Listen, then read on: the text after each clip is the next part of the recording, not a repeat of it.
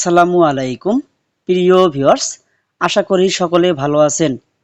আজকে বিভিন্ন কমেন্টের ভিত্তিতে নতুন একটি ভিডিও নিয়ে আপনাদের সামনে উপস্থিত হলাম।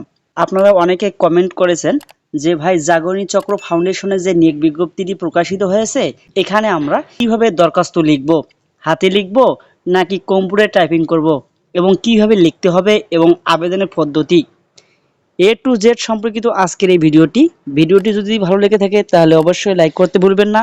কোনো কিছু জানার থাকলে অবশ্যই কমেন্ট বক্সে কমেন্ট করে জানাবেন, আমি চেষ্টা করব উত্তর দেওয়ার জন্য। এবং আপনি যদি আমার চ্যানেলে নতুন হয়ে থাকেন তাহলে অবশ্যই চ্যানেলটি সাবস্ক্রাইব করে বেল বাটনটি বাজিয়ে রাখবেন, যাতে পরবর্তী নোটিফিকেশন সবার আগে আপনি পেয়ে যান।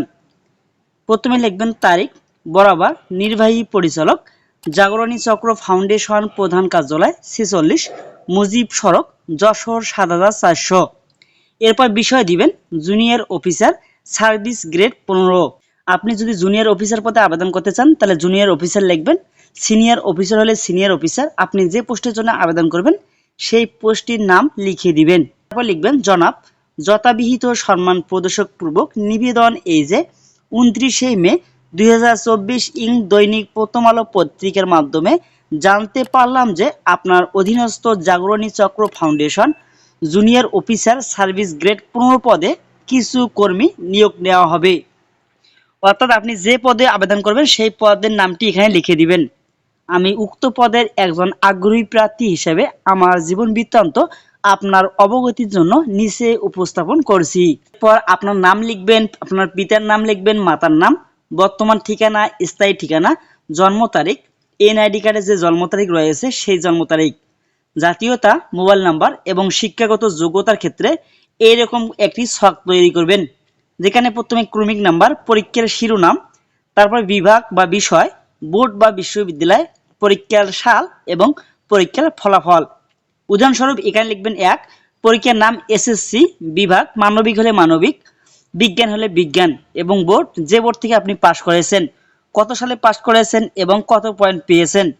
সেমভাবে 2 নাম্বার দিবেন। 2 নাম্বার দেওয়ার পর এখানে লিখবেন এইচএসসি, এখানে বিভাগ মানবিক হলে মানবিক এবং বিজ্ঞান হলে বিজ্ঞান লিখে দিবেন। যে বোর্ড থেকে পাশ করেছেন সেই বোর্ডটি লিখে দিবেন, পরীক্ষার সাল অর্থাৎ যে সালে পাশ করেছেন এবং পরীক্ষার ফলাফল। সেমভাবে আপনি অনার্স মাস্টার্স করে থাকলে সেমভাবে আপনি এভাবে লিখতে থাকবেন।